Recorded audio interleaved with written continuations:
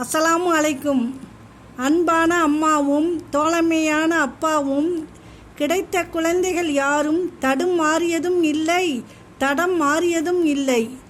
அம்மாவின் சமையலில் குறை இருப்பினும் காட்டிக்கொள்ளாதே.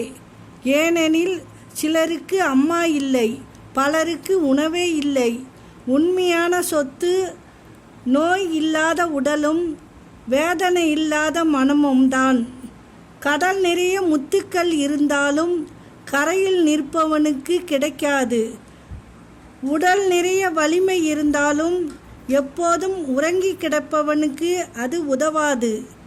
மரம் கூட இலைகளை இழந்துதான் தன்னை புதுப்பிக்கும்.